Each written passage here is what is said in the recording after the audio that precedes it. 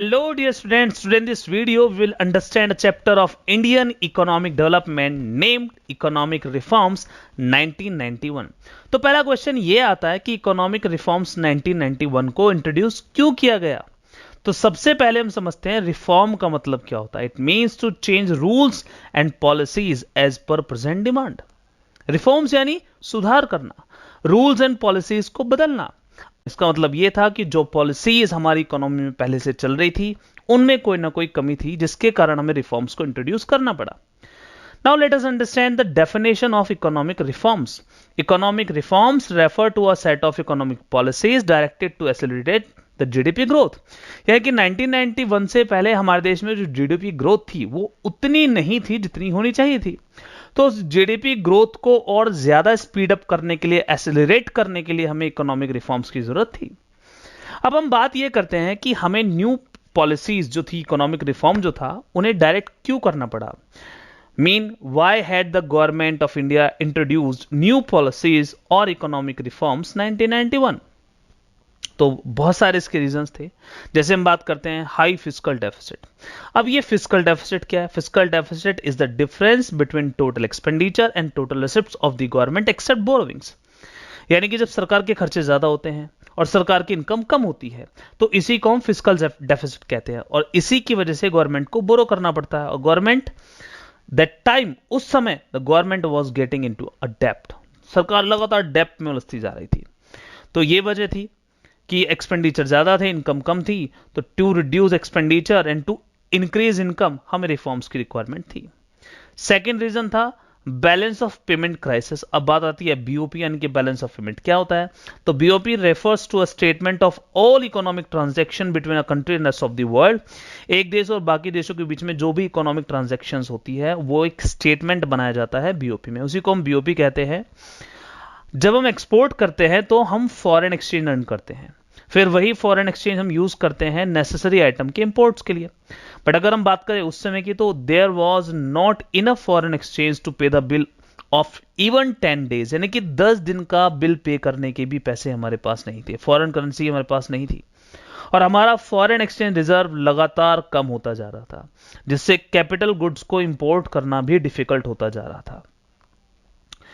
एक और रीजन था rise in prices. Food grains के prices day by day increase होते जा रहे थे, बढ़ते जा रहे थे, जिसकी वजह से हमारी इकोनॉमी में रेट ऑफ इन्फ्लेशन बहुत हाई हो गया था।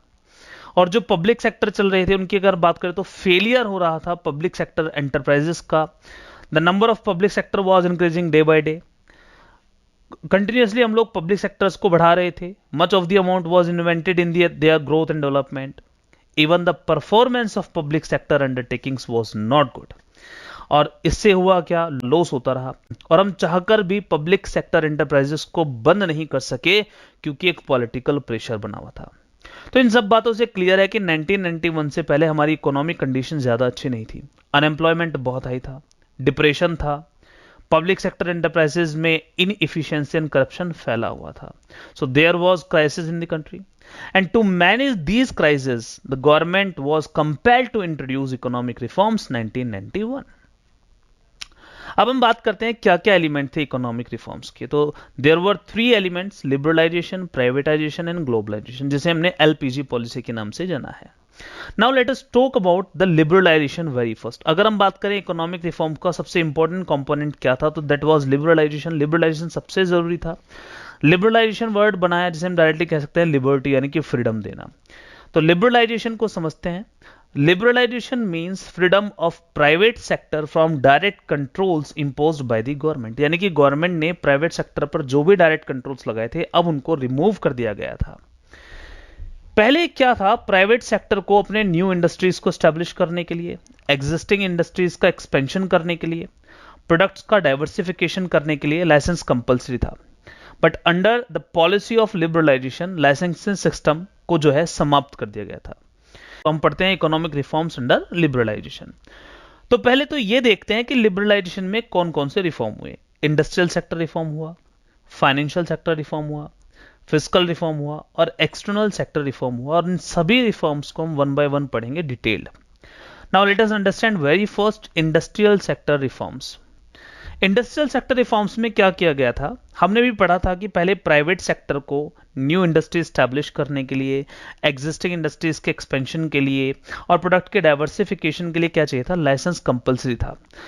But under this reform licence जो इंडस्ट्रियल लाइसेंसिंग थी that was abolished by the government ने उसको समाप्त कर दिया गया था फॉर ऑल इंडस्ट्रीज, यानी कि अब किसी भी इंडस्ट्री के लिए लाइसेंस लेना कंपलसरी नहीं था एक्सेप्ट सम, कुछ छोड़कर। जैसे एक था लिकर, दूसरा था सिगरेट, फिर defence equipments, industrial explosive and dangerous chemicals. इन सब को छोड़कर बाकी सभी के लिए लाइसेंसिंग सिस्टम को एबोलिस्ट कर दिया गया था, समाप्त कर दिया गया था। फिर एक और इसमें रिफॉर्म हुआ, वो था कॉन्ट्रैक्शन ऑफ पब्लिक सेक्टर। पहले क्या था, 1991 से पहले पब्लिक सेक्टर के अंदर 17 इंडस्ट्रीज को रिजर्व कर दिया गया था, जबकि प्राइवेट सेक्टर के लिए थी सिर्फ 12। बट बाद में क्या गया, इन इंडस्ट्रीज को रिड्यूस करके 17 to 8 कर दिया गया, यानी कि पब्लिक सेक्टर को डिक्रीज कर दिया गया, कम कर दिया गया। और अगर हम बात करते हैं तो 2010 और 11 में इसको और घटा दिया गया। Now these are only two, the one atomic energy and the other railways. Now next आता है dereservation of production areas. 1991 से पहले जो प्रोडक्शन एरिया था, काफी production area SSI small scale industries के लिए रिजर्व कर दिया जाता था। बट अब बाद में क्या किया, बाद में वो एरिया जो एसएसआई के लिए रिजर्व था उसको डी रिजर्व कर दिया गया और मार्केट फोर्सेस अलाउ कर दी गई to determine allocation of resources, कि अब जो एलोकेशन ऑफ रिसोर्सेज होगा that will be through market forces. Now next इसमें रिफॉर्म हुआ एक्सपेंशन ऑफ प्रोडक्शन कैपेसिटी। अगर हम बात करते हैं तो before 1991 production capacity was linked to the licensing, यानी कि प्रोडक्शन कैपेसिटी लाइसेंसिंग के साथ लिंक थी। अब मान लीजिए कि किसी प्रोडक्ट की डिमांड बहुत ज्यादा है बट उसका प्रोडक्शन लिमिटेड है, तो प्रोड्यूसर्स को नुकसान होता था, क्योंकि प्रोड्यूसर जितना चाहता था उतना प्रोड्यूस नहीं कर सकता था, उसको उतना ही प्रोड्यूस करना था जितना उसको लिमिट दी गई थी। But under this reform producers were allowed to decide the capacity of production according to market conditions, यानी कि वो जितना चाहते थे वो डिसाइड कर सकते थे, वो अपने अकॉर्डिंग प्रोडक्शन कर सकते थे, मार्केट फोर्सेस के अकॉर्डिंग प्रोडक्शन कर सकते थे, डिमांड और सप्लाई के बेसिस पर वो प्रोडक्शन कर सकते थे। अब प्रोड्यूसर्स जितना चाहते थे प्रोडक्शन कर सकते थे, उन्हें कम प्रोड्यूस करना है वो कम प्रोड्यूस कर सकते थे, उनको ज्यादा प्रोड्यूस करना है वो ज्यादा प्रोड्यूस कर सकते थे। तो इस रिफॉर्म के बाद उन्हें प्रोडक्शन कैपेसिटी को बढ़ाने के लिए लाइसेंस की जरूरत नहीं थी। एंड लास्ट जो इंडस्ट्रियल सेक्टर में रिफॉर्म हुआ था वो था freedom to import capital goods. 1991 से पहले हमें कैपिटल गुड्स को इंपोर्ट करने के लिए गवर्नमेंट परमिशन लेनी पड़ती थी। अब मान लीजिए कि आप प्रोड्यूसर हैं और आपको पता चलता है कि एक ऐसी टेक्नोलॉजी है जिससे आप प्रोडक्शन को डबल कर सकते हैं, वो भी जितने टाइम में आप प्रोडक्शन कर रहे हैं उतने ही समय में आप अपने प्रोडक्शन को डबल कर सकते हैं, और आप उस टेक्नोलॉजी को इंपोर्ट करना चाहते हैं। तो इकोनॉमिक रिफॉर्म्स यानी कि 1991 से पहले इसके लिए आपको गवर्नमेंट परमिशन लेनी जरूरी थी। बट अंडर दिस रिफॉर्म यानी कि after 1991 producers were allowed to import capital goods to upgrade their technology. तो ये तो था लिबरलाइजेशन में इंडस्ट्रियल सेक्टर रिफॉर्म। अब हम चलते हैं सेकंड की ओर, that is financial sector reform. Financial sector में क्या आता है, banking and non banking financial institutions, stock exchange market, foreign exchange market. तो बात ये आती है फाइनेंशियल मार्केट होती क्या है। तो फाइनेंशियल मार्केट वो मार्केट है जो कनेक्ट करती है लेंडर्स को और बोरोवर्स को। लेंडर्स भाई जिन लोगों के पास सरप्लस पैसा होता है वो लेंडर बन जाते हैं, वो अपना पैसा मार्केट में देते हैं, और जिनको रिक्वायरमेंट होती है उसको बोरो कर लेते हैं। तो पहले हम बात करते हैं banking and non banking financial institutions क्या है, स्टॉक एक्सचेंज मार्केट क्या है, फॉरेन एक्सचेंज मार्केट, ये सब क्या है। तो सबसे पहले banking and non banking financial institutions को देखते हैं। देखिए बैंकिंग फाइनेंशियल इंस्टीट्यूशंस को तो हम जानते ही हैं कि इसमें हमारे बैंक्स आते हैं जिनका काम होता है accepting deposit and advancing loan. But non financial institution full bank working नहीं करते। You can not deposit money in non banking financial institutions like a bank. Bank आपको क्रेडिट ट्रांसफर फैसिलिटी प्रोवाइड करता है, बट नॉन बैंकिंग इंस्टीट्यूशंस ऐसा नहीं करते। अब अगर हम बात करें नॉन बैंकिंग इंस्टीट्यूशंस की, तो इसमें इंश्योरेंस कंपनी जैसे LIC का हम एग्जांपल ले सकते हैं। अब हम बात करते हैं स्टॉक एक्सचेंज मार्केट, जहां स्टॉक एक्सचेंज होते हैं, जिसे स्टॉक बेचना है वो बेचता है, जिसे स्टॉक खरीदने है वो खरीदता है, और ऐसे ही काम करते हैं फॉरेन एक्सचेंज मार्केट। तो अब बात करते हैं कि फाइनेंशियल सेक्टर में क्या रिफॉर्म हुए। Before 1991 RBI used to regulate and control financing system, यानी कि 1991 से पहले आरबीआई रेगुलेटर था जो सारे कमर्शियल बैंकों, सारे फाइनेंशियल इंस्टीट्यूशंस को रेगुलेट करता था। बट आफ्टर 1991 जो रोल था आरबीआई का, that was shifted from a regulator to a facilitator. अब वो रेगुलेटर नहीं था, अब वो बन गया था फैसिलिटेटर, यानी कि फैसिलिटीज प्रोवाइड करने वाला। अब आरबीआई फाइनेंशियल मार्केट को रेगुलेट नहीं करता बल्कि फैसिलिटेट करता है। लिबरलाइजेशन से पहले आरबीआई कमर्शियल बैंक्स के लिए रेट ऑफ इंटरेस्ट फिक्स करता था कि उनको लोन पर कितना रेट ऑफ इंटरेस्ट लेना है, लेकिन अब कमर्शियल बैंक्स लोन पर रेट ऑफ इंटरेस्ट खुद फिक्स करते हैं। अब फाइनेंशियल सेक्टर बहुत से मैटर पर डिसीजन ले लेता है बिना आरबीआई से कंसल्ट किए।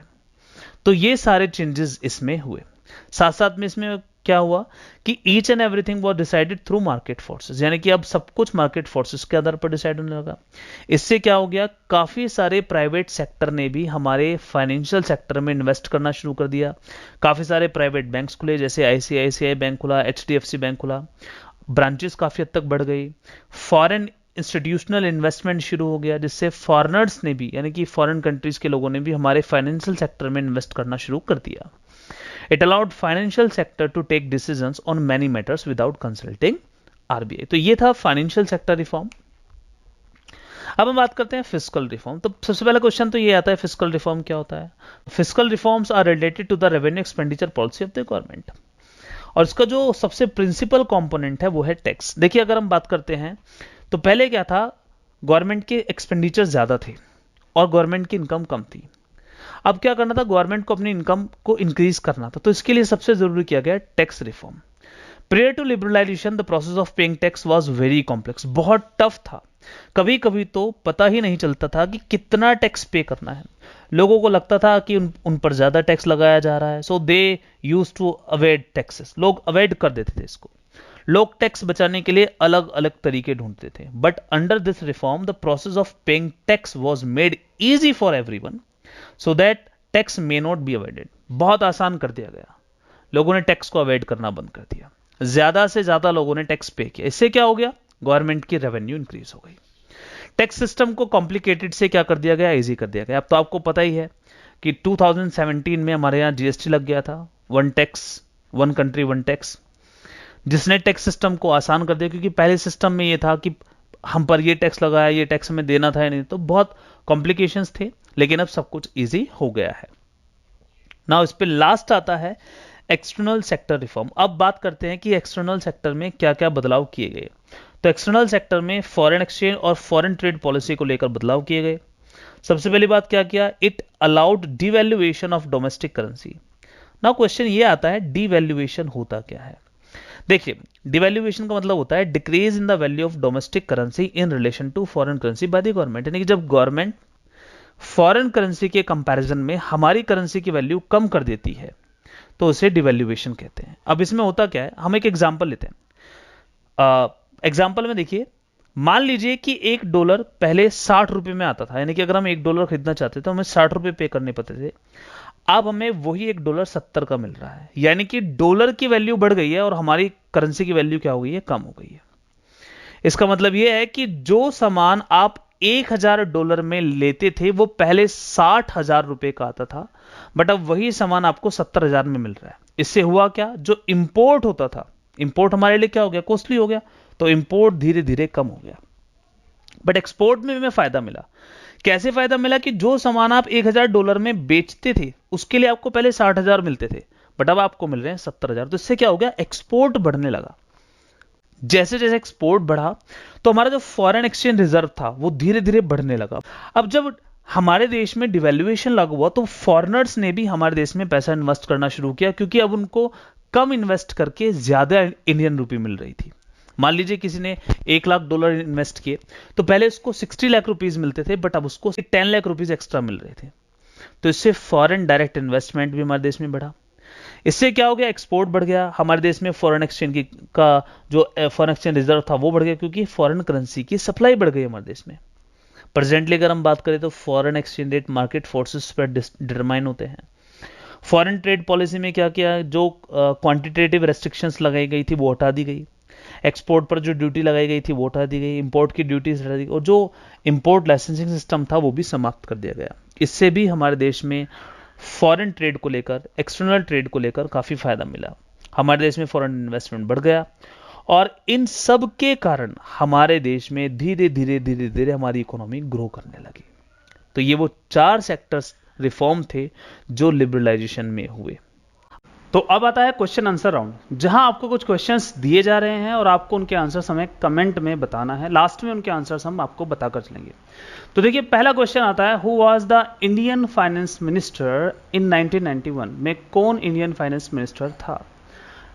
तो 4 ऑप्शंस आप लोगों के सामने हैं, डॉक्टर सुब्रमण्यम स्वामी, डॉक्टर मनमोहन सिंह, प्रणब मुखर्जी और डॉक्टर उर्जित पटेल। तो जल्दी से अपना आंसर जो है आप कमेंट में बताइए। क्वेश्चन नंबर 2 आता है, which of the following was not a cause of economic crisis in India in 1991? इनमें से कौन एक इकोनॉमिक क्राइसिस का कारण नहीं था? Low agricultural growth, balance of payment crisis, rising prices and high fiscal deficit. आपका आंसर जल्दी से आप कमेंट में लिखेंगे। नेक्स्ट आता है, which of the following is a component of new economic policy और इकोनॉमिक रिफॉर्म्स 1991 इन इंडिया? इनमें से कौन सा कंपोनेंट है NEP का, न्यू इकोनॉमिक पॉलिसीज का? जल्दी से आपका आंसर लिखेंगे। लिबरलाइजेशन है या प्राइवेटाइजेशन है या ग्लोबलाइजेशन है या ये सभी हैं? नेक्स्ट क्वेश्चन आता है, which of the following is a fiscal reform? इनमें से कौन सा एक फिस्कल रिफॉर्म है? Introduction of GST, reduction in taxes, both A and B, neither A और B। एंड लास्ट क्वेश्चन आता है, which of the following act was replaced by competition act 2002? MRTP act 1969, GATT 1948, FERA 1973 and none of these. I hope आप लोगों ने अपने answers लिख लिए हैं। तो अब समय आता है आंसर्स मैच करने का। तो देखिए आपके आंसर्स, फर्स्ट का था डॉक्टर मनमोहन सिंह जो हमारे फाइनेंस मिनिस्टर थे। दूसरे क्वेश्चन का आंसर था लो एग्रीकल्चरल ग्रोथ, हमारे इकोनॉमिक रिफॉर्म को इंट्रोड्यूस करने के कारण में से नहीं था। जो एलिमेंट थे इकोनॉमिक रिफॉर्म के वो तीनों थे, LPG liberalisation, privatisation and globalisation थे। आंसर था D, ऑल ऑफ दीज। साथ साथ में जो फिस्कल रिफॉर्म उसमें टैक्स रिफॉर्म भी हुआ था और GST भी लाया गया था, तो ये था आपका फोर्थ का C। एंड फिफ्थ का है A, MRTP एक्ट 1969 को रिप्लेस कर दिया था कॉम्पिटिशन एक्ट 2002 ने। तो आई होप डियर स्टूडेंट्स आज के वीडियो आपके लिए काफ़ी यूजफुल हो और आपको वीडियो में दी गई सारी डिटेल्स अच्छे से समझ में आ गई हो। अगर ये वीडियो आपको अच्छी लगी तो वीडियो को लाइक और शेयर करना बिल्कुल ना भूलें। आज की वीडियो में इतना ही। Thank you for watching.